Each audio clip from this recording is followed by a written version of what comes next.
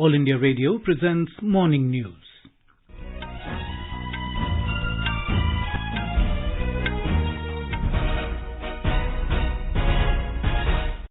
Good morning. I'm Sunil Verma and with me is Prashant Kumar Sinha. The headlines.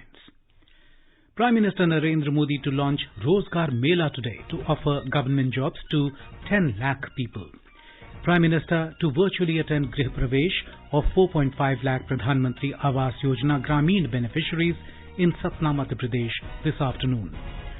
Over 30 lakh government officials to be trained in emerging technologies like artificial intelligence and blockchain for effective governance and service delivery at grassroots level.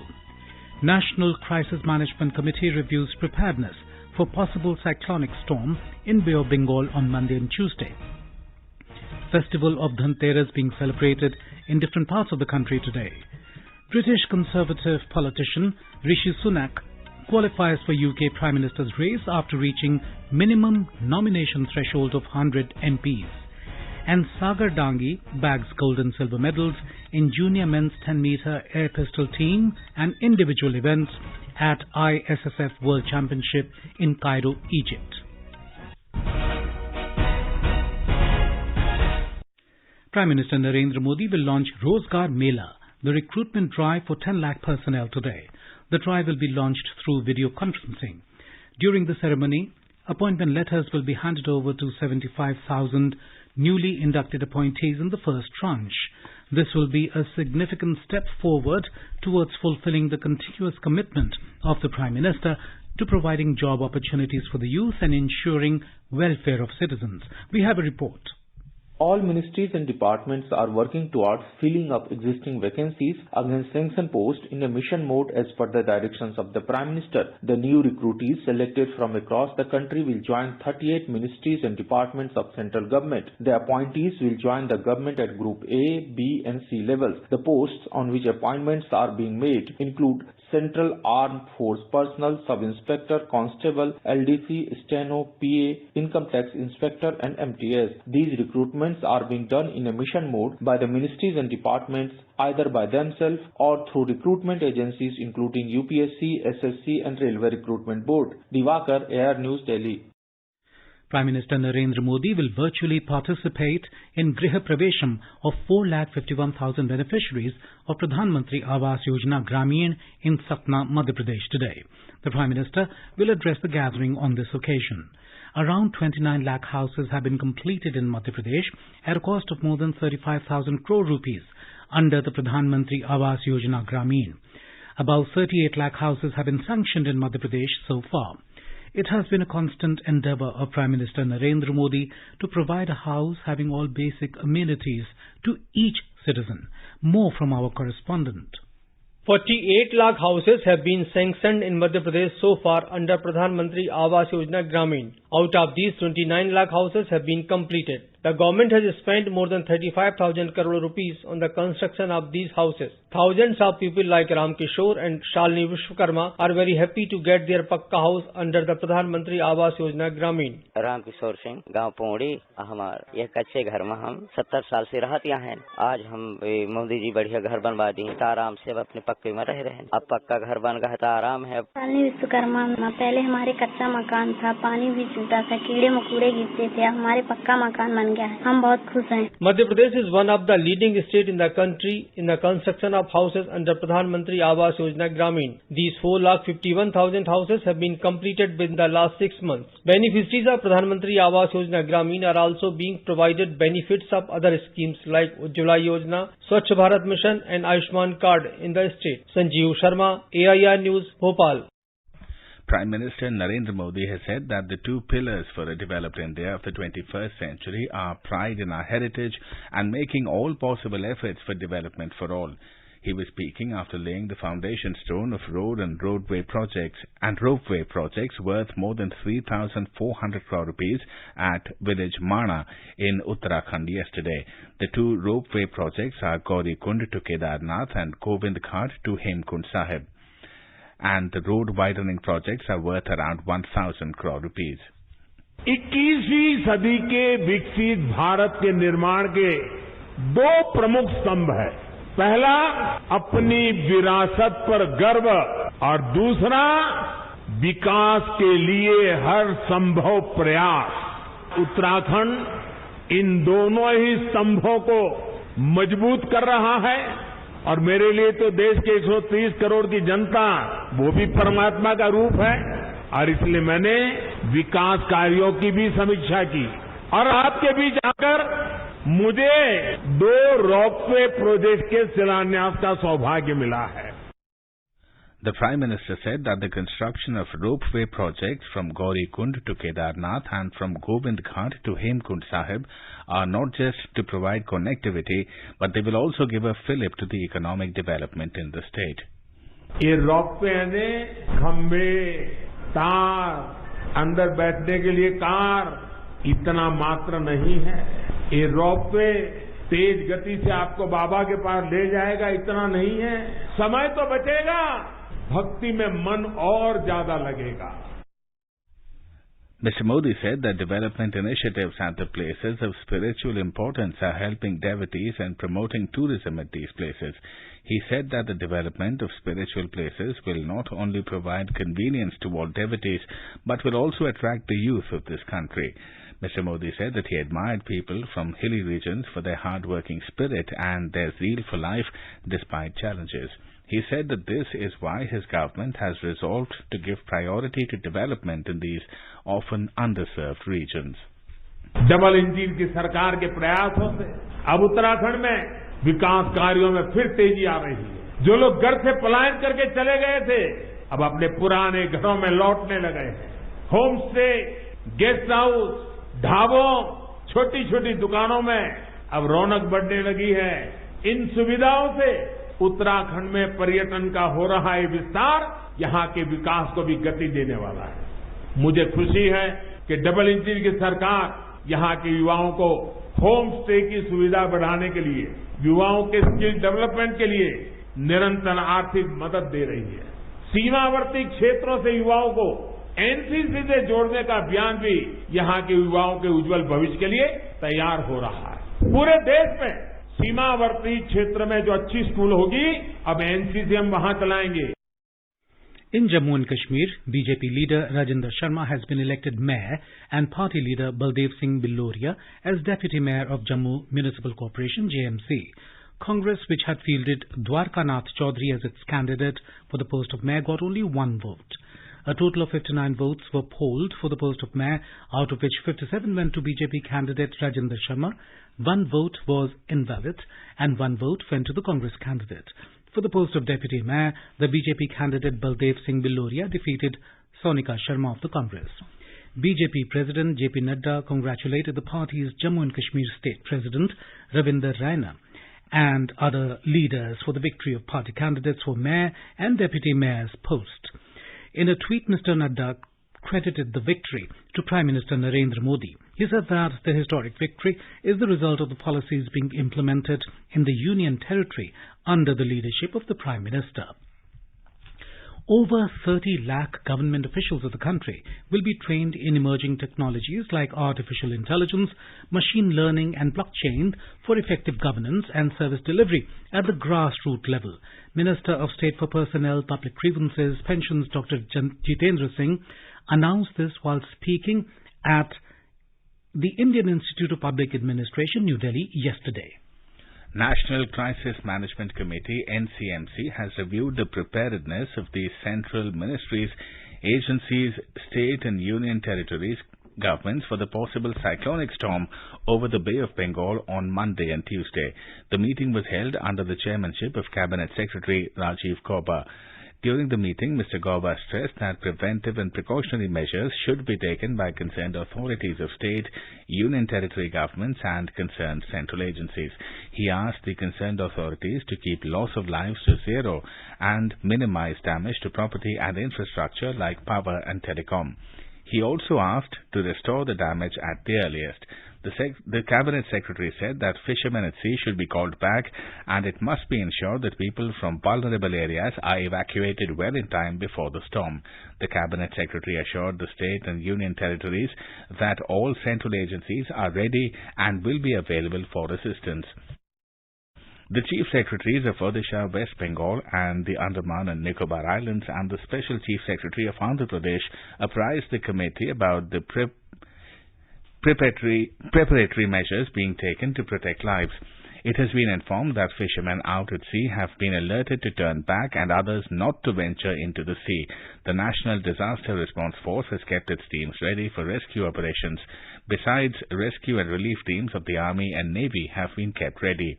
According to the India Meteorological Department, the weather system in the Bay of Bengal is likely to intensify into a cyclonic storm on Monday. It is likely to reach the West Bengal Bangladesh coast on the next day, skirting the Odisha coast. It is likely to cross Bangladesh and adjoining West Bengal coasts around Tuesday midnight. Over the past 75 years since independence, India's largest public service broadcaster, All India Radio, has been the proverbial storyteller for crores of people across the country. All India Radio is celebrating 75 years of freedom with the series Azad Bharat Ki Baat Akashvani ke Saath. It showcases the journey of India since independence in various walks of life through the storytelling of All India Radio. In today's episode, we bring you the story of India's achievements in sports from 2014 onwards.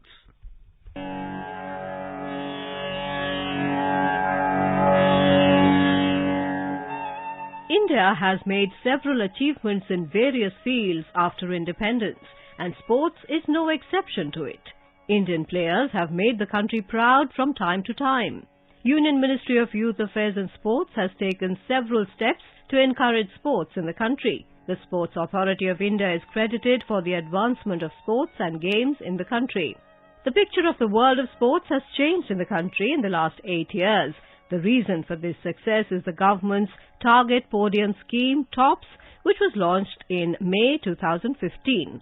Under the scheme, main focus is given to athletics, badminton, boxing, archery, wrestling and shooting sports. The objective of this scheme was to identify the talent of those sportspersons who have the potential to win Olympic medals and then nurture them. After TOPS, the government started the Khelo India scheme to give a platform to young and talented players, which started in 2017-18. Fit India movement was launched by Prime Minister Narendra Modi on the 29th of August 2019 on the occasion of National Sports Day. Fitness एक शब्द नहीं है, बल्कि स्वस्थ और समृद्ध जीवन की एक जरूरी शर्त है। हमारी संस्कृति में तो हमेशा से ही फिटनेस पर बहुत ज्यादा जोर दिया गया है। Fit India movement has played an important role in giving a new direction to sports in the country. Sports Talent Search Portal was launched in 2017 to recognize the best talent among the youth of the country. In the 2014 Incheon Asian Games, India won a total of 57 medals, including 11 gold. The men's hockey team had won the gold medal in the Asian Games after a long wait of 16 years. India hosted the Men's Under-17 Football World Cup in 2017. This was the first time that India had hosted a FIFA tournament. India's star female badminton player PV Sindhu won the women's singles title at the 2019 World Championships in Basel.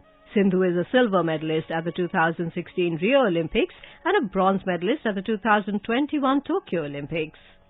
The year 2018 was great for India. Mary Kom won the world boxing title. The judges have scored this bout as a unanimous points decision in favour of the red corner.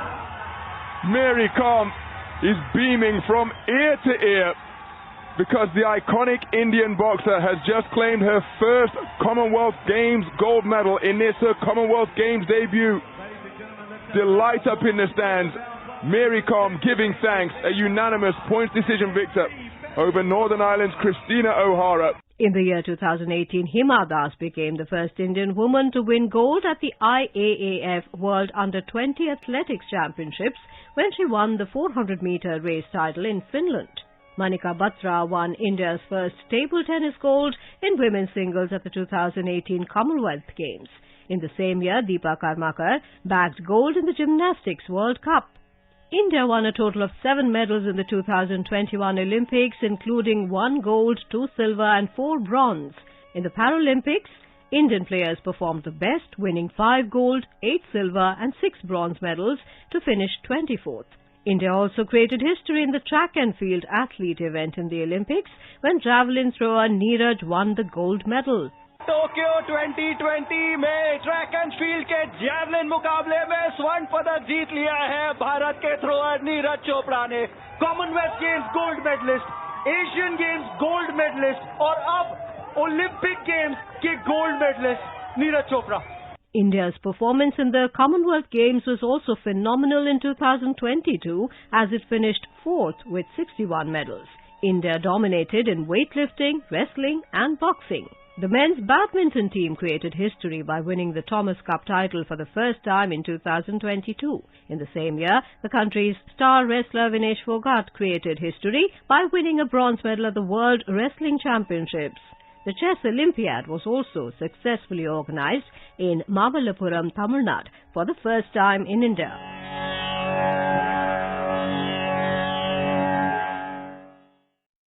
आजाद भारत की बात आकाशवाणी के साथ can be accessed on @AIR News Alerts on Twitter, News on AIR official YouTube channel, News on AIR app, Facebook and Instagram handles.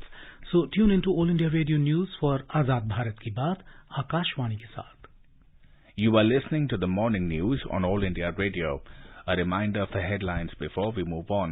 Prime Minister Narendra Modi to launch Rozgar Mela today to offer government jobs to 10 lakh people. Prime Minister to virtually attend Grih Pravesh of 4.5 lakh Pradhan Mantri Awas Yojana Gramin beneficiaries in Satna, Madhya Pradesh this afternoon.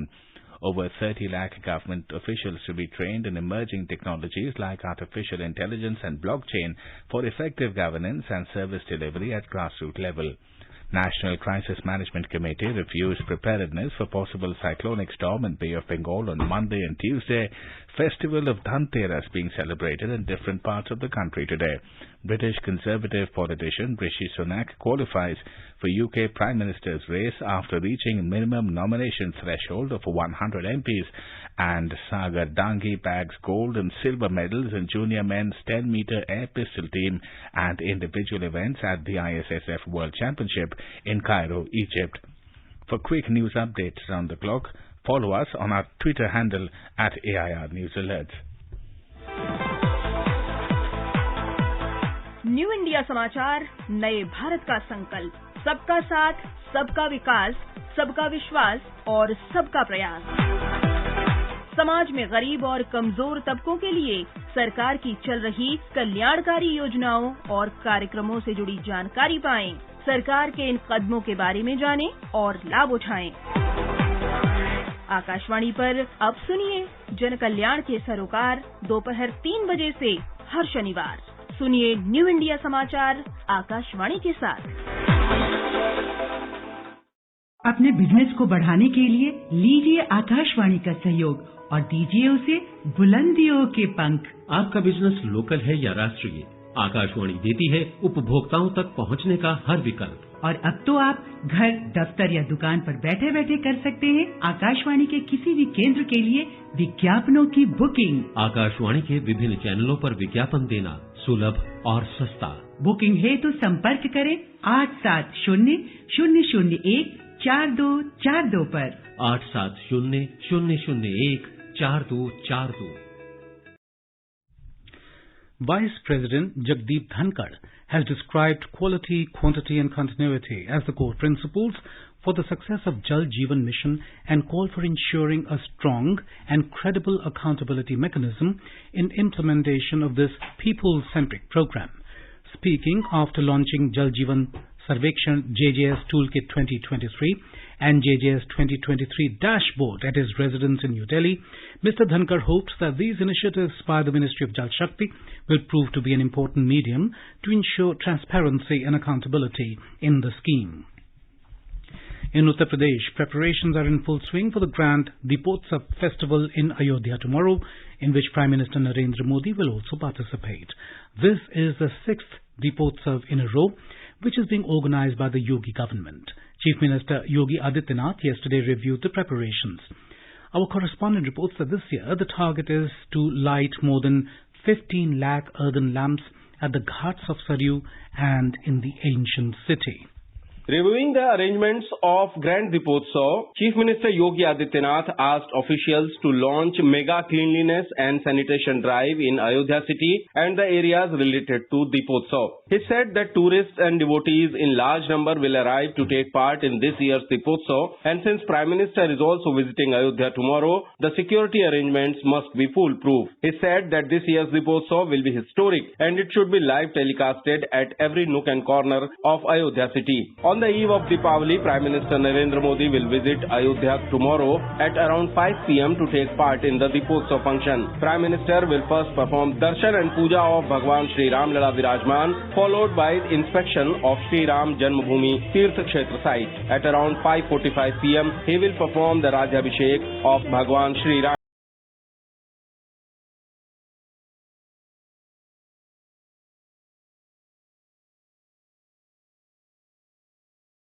Around 6:30 p.m., Prime Minister will witness Aarti at New Ghat Saryu River, which will be followed by the kick-start of the Grand Deepotsav celebrations by the Prime Minister. Sushil Chandra Tiwari, AIR News, Lucknow.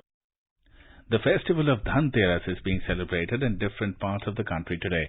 Dhanteras, also known as Dhan Triyodashi and Dhanvantri Jayanti, people consider this an auspicious day to make new purchases, especially of gold or silver articles and new utensils.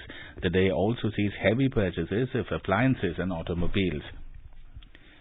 British Conservative politician Rishi Sunak has entered the race to be the next party leader and Prime Minister of the UK after getting support of 100 MPs. He reached the minimum 100 MP nominations yesterday to qualify for the race for the premiership. The development came almost a day after Liz Truss resigned from the Prime Minister's post. Former Prime Minister Boris Johnson is also reportedly flying back to London from a Caribbean holiday to take part in the PM's race. Sunak will automatically become the party leader and the Prime Minister if his opponents fail to get 100 nominations of Tory members. Nominations to apply for the next Conservative Party leader and PM will close at 2 p.m. British Standard Time on Monday. A possible online ballot for party members will take place next week if two candidates remain after the indicative vote by Tory MPs. The result will be announced on Friday, the 28th of October.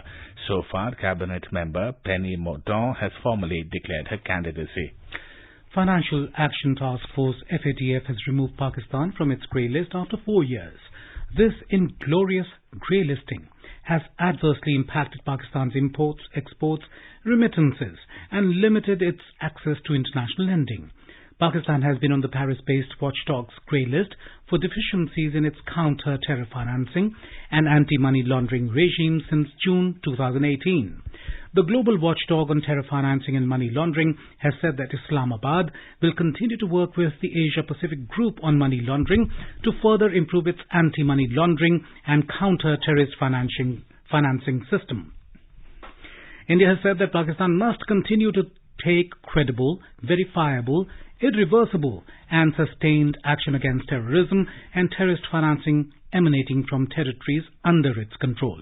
Reacting to Financial Action Task Force FATF decision to remove Pakistan from its grey list, External Affairs Ministry spokesperson Orinder Bagchi said Pakistan has been forced to take some action against well-known terrorists, including those involved in the 26/11 Mumbai attacks, as a result of the scrutiny of the FATF.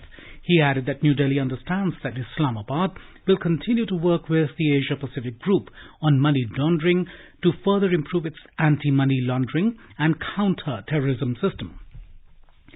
Agriculture and Farmers Welfare Minister Narendra Singh Tomar has said that India is preparing to celebrate the International Year of Millets on a global scale. He said this while holding a meeting with International Affairs and Cooperation Minister of Botswana, Dr. Lemogang Kwape, in New Delhi yesterday. Dr. Lemogang Kwape is on a visit to India. Both the ministers expressed satisfaction at the bilateral relations between the two countries. Mr. Tomar said overseas Indians are making a significant contribution to the economy of Botswana. He spoke about the possibility of further enhancing bilateral trade to increase the benefits of farmers and producers of both the countries.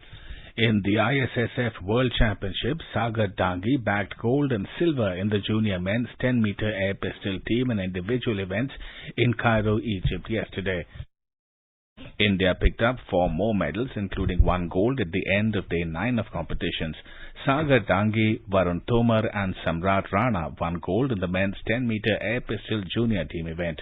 Sagar Dangi bagged silver and Varun Tomar won bronze in the junior men's 10-meter air pistol event. Nancy and Shri Karthik Sabari Raj Ravishankar won bronze in the 10-meter air rifle junior mixed team event. India now have a tally of 30 medals, including 11 gold, 7 silver and 12 bronze, and are in second place in the standings. In badminton, India's Lakshya Sen lost to Kodai Narakoda of Japan 17-21, 12-21 in the men's singles quarter-final at Odense, Denmark yesterday. Earlier, Chirag Shetty and Satvik Sairaj Rankireddy duo lost to 4th-seeded Malaysians and reigning world champions Aaron Chia and So Pui Yik 16-21, 19-21 in the men's doubles quarter-finals. With this defeat, India's campaign in Denmark Open ended. And now let's take a look at the weather across the country today. National capital Delhi will have mainly clear sky. The temperature will hover between minimum of 17 degrees and the maximum of 32 degrees Celsius. Mumbai is likely to have a mainly clear sky. The minimum temperature was 25, maximum will be around 33 degrees Celsius. Kolkata will have a mainly clear sky and the minimum temperature was 24 degrees Celsius, maximum will be around 33. Chennai is expected to have thunderstorm with rain. The minimum temperature was 25 degrees and the maximum will be up around 32 degrees. Jammu will have mainly clear sky. The temperature in Jammu will hover between 18 and 28 degrees Celsius. Srinagar will have mainly clear sky, becoming partly cloudy towards afternoon or evening. Minimum temperature 5 degrees, maximum will be around 18. Muzaffarabad will have mainly clear sky. The temperature will hover between 12 degrees Celsius and around 28 degrees Celsius. Leh is likely to have a partly cloudy sky. The temperature will vary between -1 and 13 degrees, and Gilgit will also have partly cloudy sky. Temperature between 9 and 24 degrees Celsius. In the south, Hyderabad will have generally cloudy sky with haze. Minimum temperature was 21 degrees, maximum will be around 30. Bengaluru and Thiruvananthapuram will have generally cloudy sky with 1 or 2 spells of rain or thunder showers. In Bengaluru, the temperature will vary between 20 and 29, and in Thiruvananthapuram, it will hover between 24 and 32 degrees Celsius. In the northeast, while Guwahati will have partly cloudy sky with haze, Agartala is likely to have mist and Gangtok will have mainly clear sky. Imphal will have partly cloudy sky and Shillong had fog or mist in the morning and partly cloudy sky later. And now an overview of today's newspapers. The Statesman quotes Prime Minister Modi as saying, while launching road and ropeway projects in Uttarakhand, modern connectivity strengthens security. Park out of FATF grey list after 4 years, headlines The Tribune. Major setback for Imran Khan. Park EC disqualifies him from office for 5 years, reports the Asian Age.